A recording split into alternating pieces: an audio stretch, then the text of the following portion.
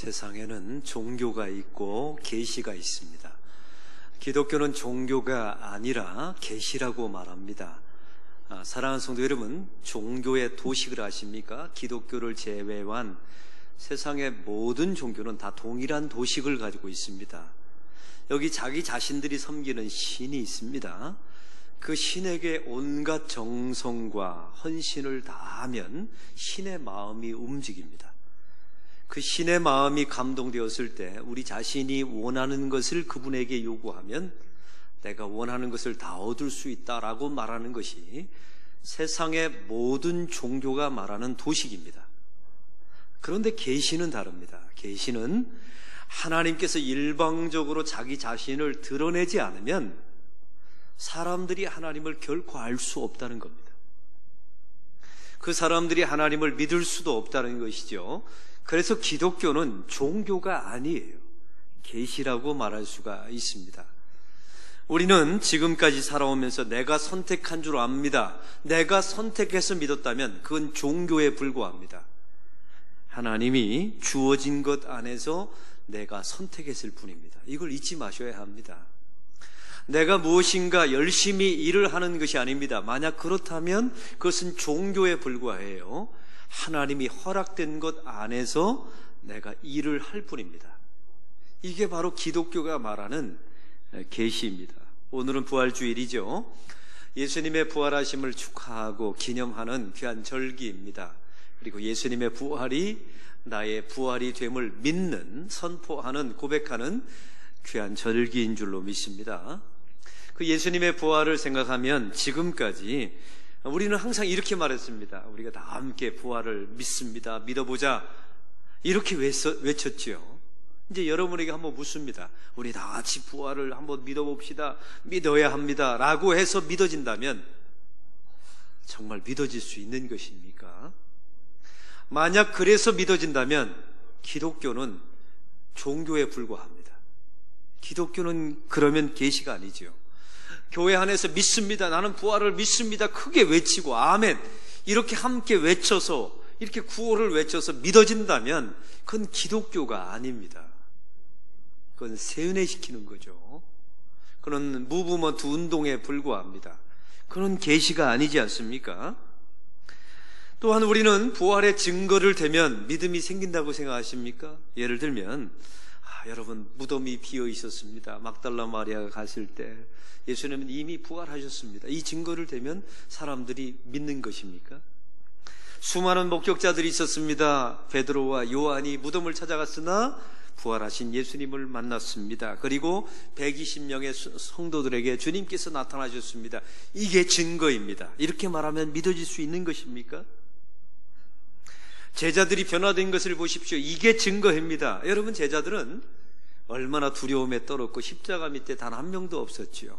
그리고 베드로는 예수님을 모른다고 3번이나 부인했던 당사자입니다. 그런데 나중에 보세요. 이 모든 사람들이 거의 다 순교의 길을 걸어갑니다. 이것은 부활을 목격했기 때문이다 라고 증거를 대요. 그러면 여러분에게 묻습니다. 이런 증거를 대면 세상의 사람들이 다 예수를 믿는 것이 맞습니까? 부활의 신앙을 정말 가진 것이 맞습니까? 사랑하는 성도 여러분, 2000년 동안 기독교의 수많은 목회자들이 이걸 외쳤습니다. 증거가 있습니다. 무덤은 비어 있었습니다. 제자들의 변화를 보십시오. 이보다 더 확실한 증거가 어디 있습니까?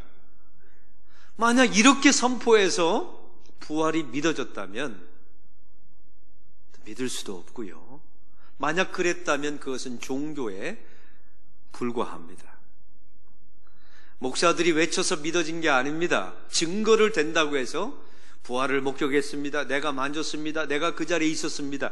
이래서 믿어진다면 그건 종교에 불과합니다. 기독교의 부활은 계시입니다. 하나님이 당신을 드러내지 않으면 절대로 믿어질 수 없는 사건임을 잊지 마시기 바랍니다. 고린도후서 3장 15절 16절은 이렇게 말합니다. 오늘까지 모세의 글을 읽을 때 수건이 그 마음을 덮어도다. 그러나 언제든지 주께로 돌아가면 그 수건이 벗겨지리라.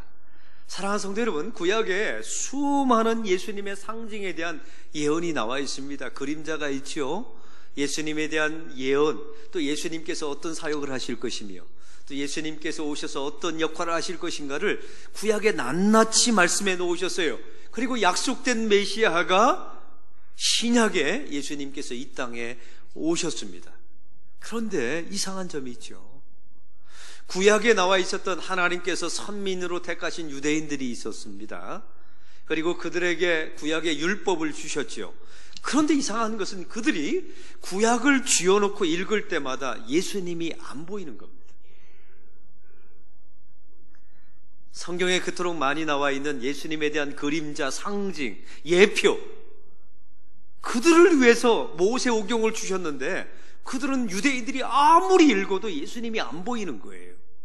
뭘 해야 되는지, 내가 무엇을 정성을 들여서 어떻게 구원을 받는지 이런 것만, 율법만 보이는 겁니다. 왜요? 수건에 덮여 있었기 때문입니다. 그런데 이상한 점이 있죠. 저와 여러분은 예수님을 만난 적도 있어요, 없어요? 없어요. 부활의 자리에 있었습니까, 없었습니까? 우리는 없었어요. 예수님을 직접 목격한 것도 아닙니다. 그런데 이상한 점은 우리는 구약을 보면 예수님이 보여요.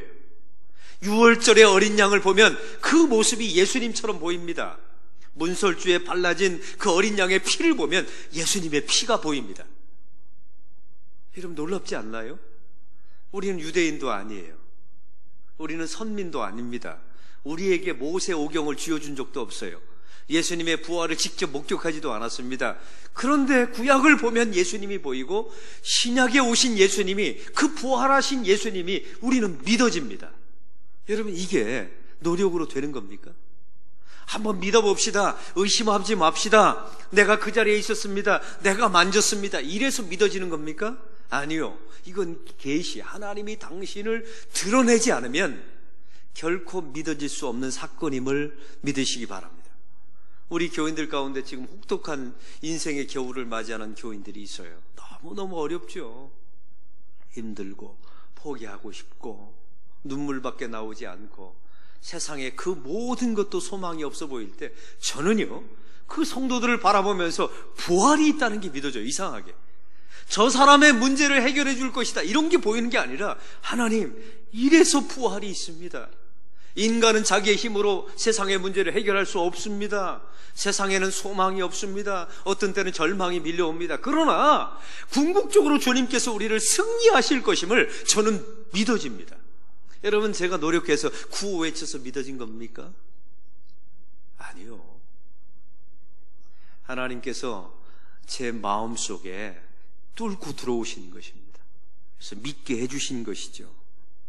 저는 오늘 바로 그런 말씀을 나누길 원합니다. 우리 예수님께서 이미 부활하셨습니다. 막달라 마리아에게 첫 번째 보이셨죠. 향유를 부으러 갔는데 부활을 기대하며 간 게 아닙니다. 이제 죽음을 슬퍼하면서 갔는데 부활하신 예수님을 목격했습니다. 이 소식을 제자들에게 전했지요. 베드로와 요한이 찾아가서 또 빈 무덤을 확인하고 예수님을 만났습니다. 근데 오늘 성경을 보십시오. 앞절에 보니까 이 예수님의 부활을 목격했던 베드로와 요한을 비롯한 제자들이요, 다락봉을 다 걸어 잠그고 두려움에 떨고 있습니다. 그런데 오늘 성경에 그 제자들이 있었던 다락방에 예수님께서 나타나십니다. 문이 굳게 닫혀 있었죠. 왜냐하면 죽음의 두려움이 있었기 때문에 그렇습니다. 로마의 탄압과 또 유대 종교 지도자들의 탄압을 피해서 죽음의 두려움을 감싸기 위해서 다락방을 굳게 잠그고 폐쇄된 공간 안에서 제자들이 있었던 것입니다. 이 제자들의 마음과 너무 비슷하죠. 그들의 마음은 예수님의 부활을 보았지만 부활에 대한 믿음은 아직은 없었던 것입니다. 여러분 여기서 중요하죠. 부활을 보아서요, 부활하신 예수님을 만났습니다. 베드로와 요한이 말이죠. 그러나 그들의 마음의 문은 닫혀 있었습니다. 그런데 오늘 성경에 보세요. 예수님께서 나타나시는 방법을 주목해 볼 필요가 있습니다. 얘들아 내가 들어가도 될까라고 노크하면서 들어오시지 않았습니다. 여러분 이게 계시의 속성이에요. 또한 안에서 열어주어야 예수님이 들어가신 게 아니었습니다. 오늘 성경에 보면 닫혀진 문입니다. 마음의 벽이 있었어요. 그걸 뚫고 예수님께서 제자들에게 나타나십니다. 육체가 아닌 영적인 새로운 존재였기 때문이라 라고 사람들은 말하죠. 근데 이게 다가 아닙니다. 이 사건이 바로 부활이 어떻게 믿어지는가의 과정을 설명하는 거예요. 우리의 마음의 문은 닫혀 있습니다. 부활했다는 소식도 들었습니다. 베드로와 요한은 보았습니다. 그럼에도 불구하고 그들은 부활에 대하여 열려있지 않아요. 그때 주님께서 그들의 닫혀있는 마음의 벽을, 마음의 문을 관통하십니다. 이게 계시입니다. 이래야만 부활이 믿어지는 것입니다. 사랑하는 성도 여러분, 부활은 설명해서 믿어지는 사건이 아닙니다. 우리 한번 의심하지 맙시다. 믿어봅시다. 증거는 이렇습니다. 내가 만졌습니다. 그 자리에 있었습니다. 이래서 믿어지는 게 아닙니다. 그랬다면 그건 종교에 불과해요. 기독교는 종교가 아니라 그래서 계시인 겁니다. 하나님이 우리의 닫혀진 마음의 문을 뚫고 들어오셔야 믿어지고 우리의 신앙으로 고백되어지는 것이 부활의 신앙이에요. 그런데 오늘 성경에 보면 그 제자들이 다 함께 있었던 자리에 주님께서 나타나셨죠. 부활하신 예수님이 나타나셨습니다. 그런데 한 가지 문제가 있었어요. 마침 그 자리에 도마가 없었던 겁니다. 도마가 나중에 돌아오니까 제자들이 막 호들갑을 떨면서 말하는 겁니다. 우리의 다락방이 닫혀 있었습니다. 모든 게 다 닫혀 있는데 예수님께서, 부활하신 예수님이 우리한테 나타나셨어요 라고 도마에게 막 환호성을 지르면서 이야기를 하는 거예요. 여러분, 이게 도마가 믿어질 수 있는 상황입니까? 제가 그래서 이 본문을 가지고 예전에 그런 설교를 했던 기억이 나요. 그 자리를 지킵시다. 자리가 없으면, 자리 빠지면 부활의 신앙이 사라집니다. 근데 사실은 그것도 틀린 말이에요. 그 자리에 있으면 좋은데 여러분에게 또 선포합니다. 그 자리에 있으면 정말 믿는 겁니까? 아닙니다. 그래서 믿어지는 것이 아니에요. 오늘 성경의 이 사건 이후에 오늘 성경의 26절은 이렇게 말합니다. 26절 다 같이 읽겠습니다. 여드레가 지나서 제자들이 다시 집 안에 있을 때 도마도 함께 있고 문들이 닫혔는데 예수께서 오사 가운데 서서 이르시되 너희에게 평강이 있을지어다 하시고, 부활하신 예수님께서 다시 두 번째 8일 만에 나타나셨습니다. 그런데 도마에게는 이런 마음이 드는 겁니다. 제자들이 입을 맞추듯이 다 부활하신 예수님을 보았다고 하는데 이게 약간 이상한 점이 있어요. 부활하신 예수님을 만나면요, 세상에 나가서 죽음의 공포를 이기고 복음을 전하든지 십자가를 대신 지든지 아니면 무엇인가 해야 되는데, 지금 부활을 목격했던 제자들이 지금 뭐하고 있나요? 또 문을 걸어 잠그고 또 다락방에 있는 겁니다.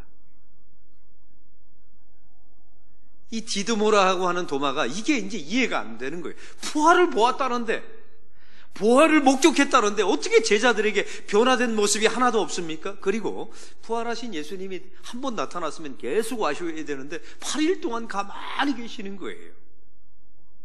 믿어질 수 있는 상황이 아니었습니다. 여전히 두려워하고 있습니다. 여전히 그들 안에는 부활의 신앙이 없었던 것입니다.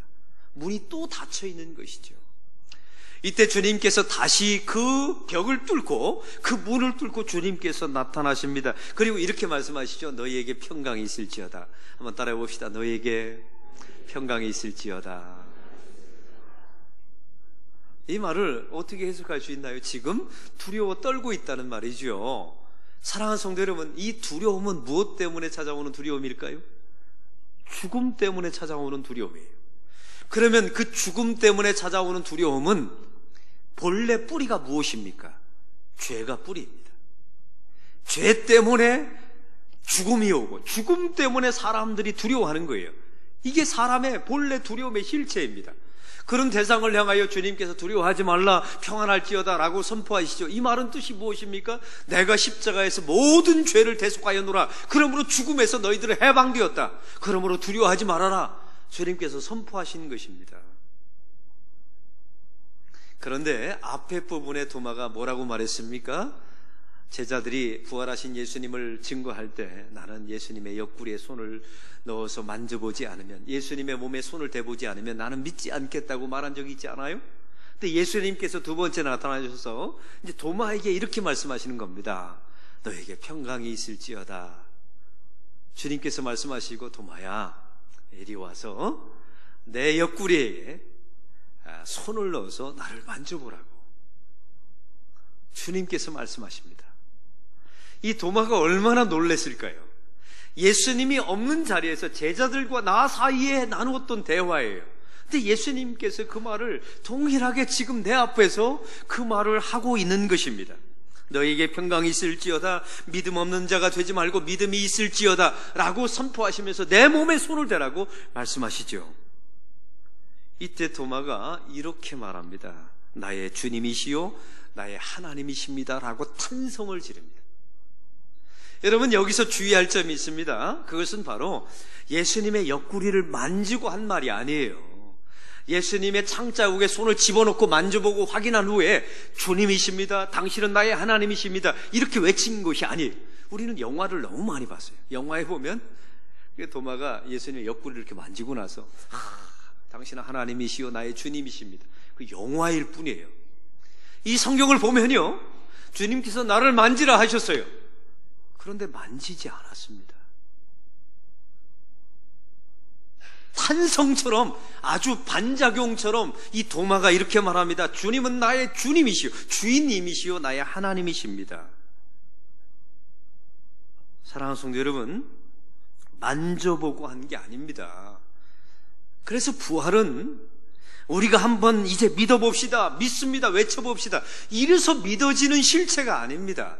그랬다면 종교에 불과해요. 기독교는 타 종교와 하나도 다를 바가 없습니다. 의심하지 맙시다 이래서 선포되어서 믿는 부활의 신앙이 믿어지는 게 아닙니다.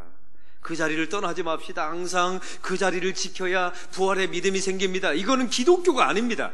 종교에 불과해요. 내가 만졌으니 내가 보았으니 믿어야 합니다. 여러분, 이래서 믿어지는 게 아니란 말입니다.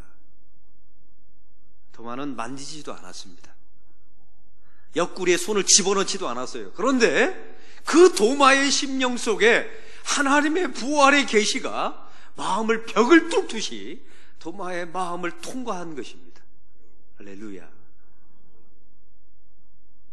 그럴 때 도마가 만지지도 않았어요. 집어넣지도 않은 상태에서 탄성을 지르십니다.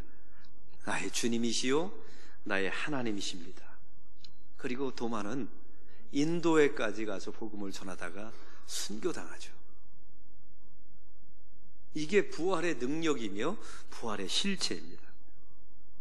사랑하는 성도 여러분, 부활의 신앙을 종교적인 수준으로 떨어뜨리시면 안 됩니다. 믿어봅시다, 의심하지 맙시다, 내가 만졌습니다, 그 자리에 있었습니다, 장소를 떠나지 맙시다 이래서 믿어지는 거라면 그건 종교 수준으로 전락하는 거예요. 기독교는 그런 게 아닙니다. 하나님이 당신을 드러내셔야만, 수건이 거두어져야만 믿어지는 겁니다. 그래서 부활은 하나님께 영광 돌리는 거예요.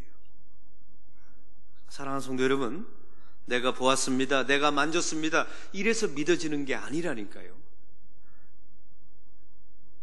예수님의 영이 여러분의 심령을 뚫고 지나가야, 여러분의 심령의 마음의 그 다락방에 닫혀진 문을 주님께서 통과해야, 꿰뚫어야 믿어질 수 있는 사건입니다. 할렐루야. 그래서 우리는 하나님께 영광 돌리는 거예요. 그래서 이 부활주일날 주님 주의 부활이 나의 부활입니다, 이게 믿어져서 이것은 나의 공로, 나의 노력, 나의 헌신으로 된 것이 아니라 오직 하나님께서 나에게 주신 선물이며 기적이며 하나님의 감동입니다, 탄성입니다. 주는 그리스도이시요 나의 하나님이십니다. 이렇게 예배할 수밖에 없는 것입니다. 할렐루야.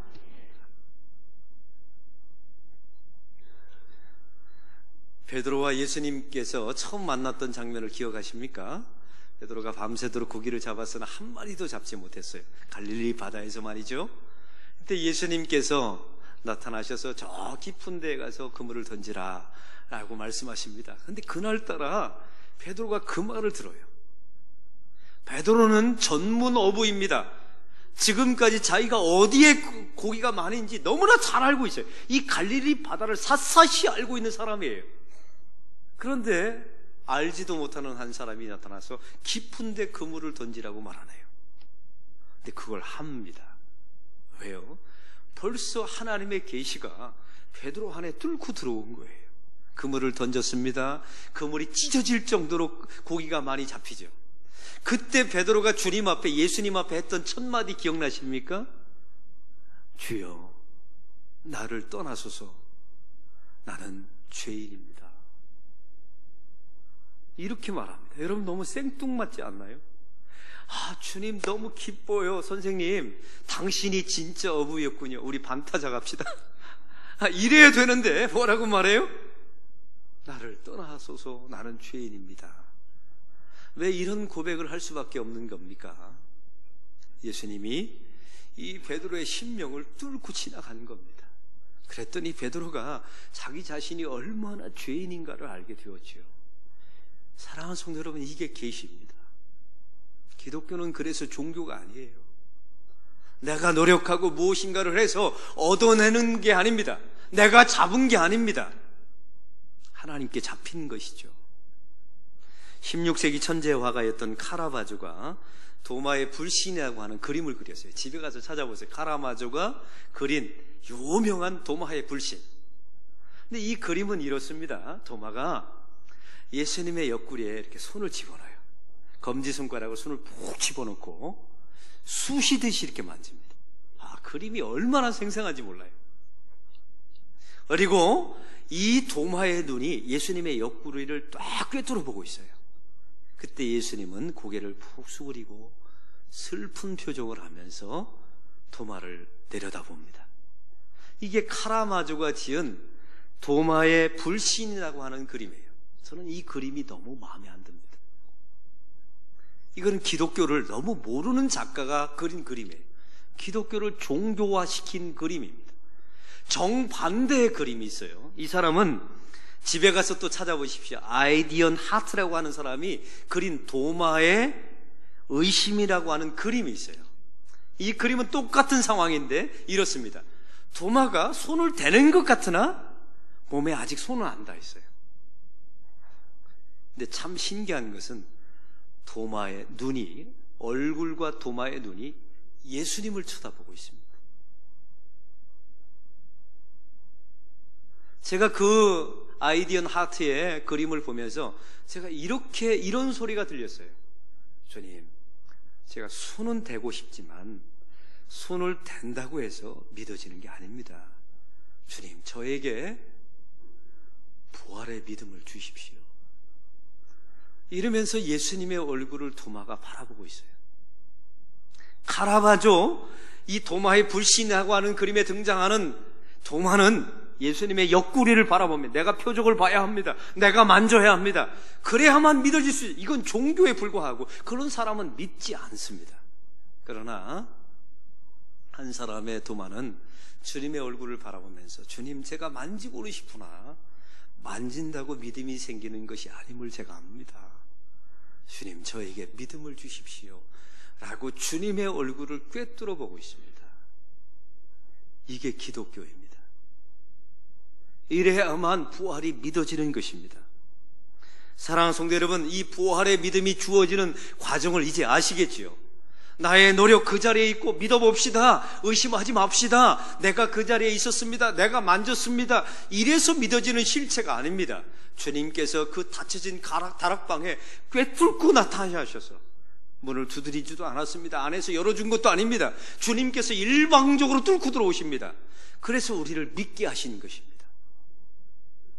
이게 부활의 믿음의 실체예요. 그래서 우리는 이 믿음을 감사하고 감격하고 주님께 영광 돌리고, 이 부활주일에 온 사람들이 주님께서 부활하셨노라고, 그 믿음을 하나님께서 나에게 일방적으로 주셨노라고 선포하는 날이 부활주일인 줄로 믿습니다. 이 감격, 이 탄성이 저와 여러분에게 일평생 함께하기를 주의 이름으로 축원합니다. 하나님 아버지, 오늘 말씀